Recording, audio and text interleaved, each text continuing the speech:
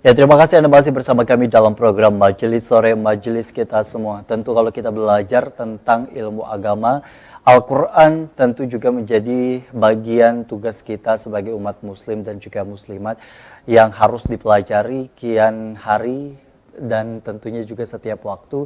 Karena kalau kita belajar mengenai Al-Quran, tentu kita juga belajar tentang akhlak, tentang sejauh mana kita mempraktekkan, dan ini menjadi PR kita seumur hidup, begitu ya Prof.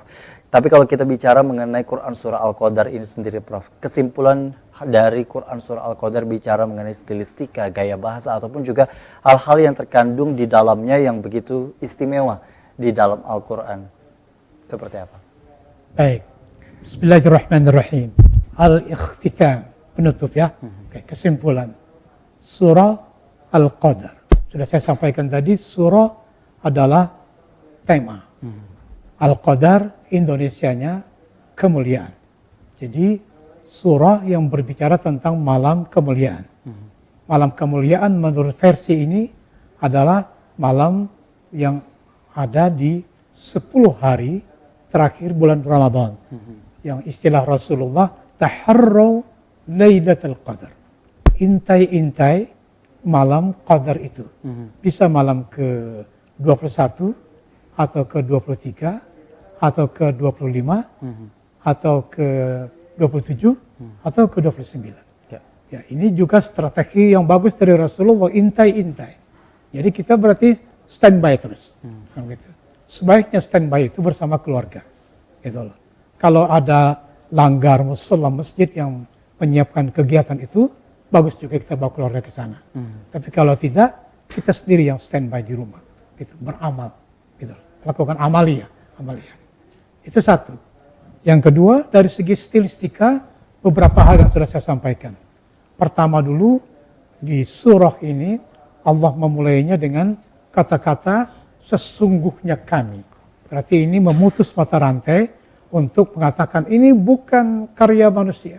Ini adalah firman Allah, kalamullah, termasuk Al-Qadar. 114 surah itu semuanya adalah firman Allah. Yang kedua, stilistika yang kedua, sudah saya sampaikan tadi, Al-Ijaz. Al-Ijaz artinya redaksi itu pendek aja, tapi muatannya ini luar biasa. Muatannya itu nanti saya sampaikan ada yang disebut dengan al-jumlah al-insya'iyah dan ada al-jumlah al-khobariyah. Al-jumlah al-insya'iyah artinya kalimat statement, pernyataan. Pernyataan itu dibelah dua, ada bentuk perintah, ada bentuk larangan.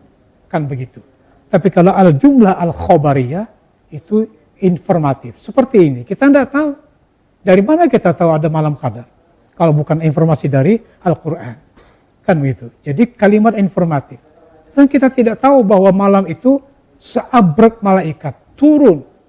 Ya tadi antum bilang turun dari mana? Ya dari atas ke bawah dong. Dari langit ke bawah.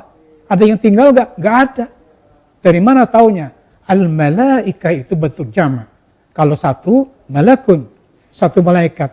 Malakani. Dua malaikat. Malaika seabrek. Gak ada yang tinggal. Anda bayangkan, malam itu seluruh malaikat turun ke bumi.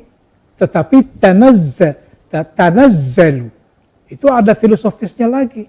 Bukan sembarang turunnya aman, tentram, damai. Kan gitu filosofisnya. Makanya tuan guru kita di kampung, dia bilang, itu kalau malam Lailatul Qadar itu, ya itu tidak ada bunyi-bunyi dari apa itu, binatang-binatang, itu terjemahan dari itu ya. Kemudian angin, sepoi-sepoi, terjemahan dari tidak ada gemersik apa-apa. Kan begitu. Ya bolehlah, itu tidak apa-apa tuh. Para kiai kita di kampung mengatakan begitu. Tapi yang penting kembali kepada kata kerja tanazzala yatanazzalu, itu turun, aman, tentram, damai. Kemudian kalau turun orang yang kritis, bagaimana turunnya? Dari atas ke bawah, tapi siapa bosnya? Allah katakan warruh. Jadi disebutkan roh itu adalah gelar malaikat, di belakang disebut dulu secara keseluruhan. Mestinya malaikat Jibril itu sudah include di dalam al-malaika. Tapi kok disebut lagi di belakangan? Itu ada stilistika di sana. Sudah saya katakan tadi, litanbih ada fadlul khas. Allah ingin tunjukkan kepada kita semuanya betapa peran dari malaikat Jibril itu. Malaikat sih iya, tapi dia bos malaikat. Tapi ketika kita mengatakan bos iya, turunnya tetap biizni rabbih. Tetap saja mendapatkan izin dari Allah. Jadi apa-apa itu minta izin, izin dulu. Walaupun hebat, izin. Kita kan kadang-kadang nggak memakai itu. Pokoknya sudah merasa hebat sendiri, udah lancang kita tuh melakukan sesuatu. Jadi ada yang di belakangi, ada yang dilewati gitu loh, merasa hebat. Kan tidak boleh begitu. Ini hebat, tapi tetap biizni rabbihim. Gitu, tetap minta izin kepada Allah. Saya tutup ya. Mengapa Rabb di sana? Rabb itu sama dengan ilahun. Kalau ilahun satu-satunya zat yang maha cocok dan maha pantas untuk disembah.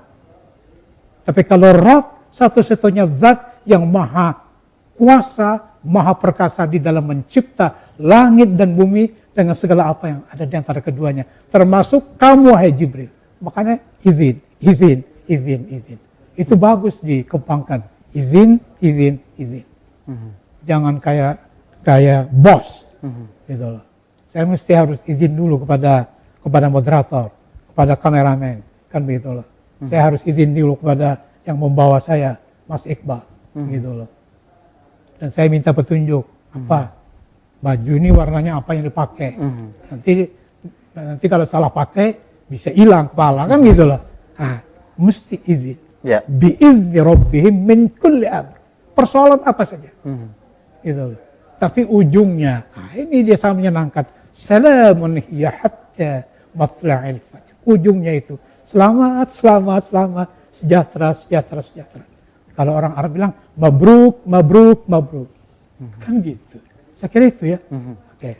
Baik, jadi keindahan retorika yang ada di dalam Al-Quran, gaya bahasa yang kemudian juga ini tidak lepas adalah memang sekali lagi ditegaskan memang kalamullah yang begitu indah dan istimewa, dan tentu dari Quran surah Al-Qadar ini sendiri tidak hanya kita menghidupkan yang namanya malam Lailatul Qadar, namun juga di segala aktivitas kita kembalikan tentu atas seizinnya, atas izin dari Allah Subhanahu wa taala. Terima kasih untuk kehadirannya Profesor Dr. Haji Ahmad Fahmi Arif MA yang sudah hadir di studio Duta TV. Terima kasih bagi para pemirsa yang di rumah yang sudah menyaksikan program ini. Akhirnya saya Gusti Muhammad Hermawan kembali mengajak Anda untuk tetap menerapkan protokol kesehatan. Wassalamualaikum warahmatullahi wabarakatuh. Waalaikumsalam warahmatullahi wabarakatuh.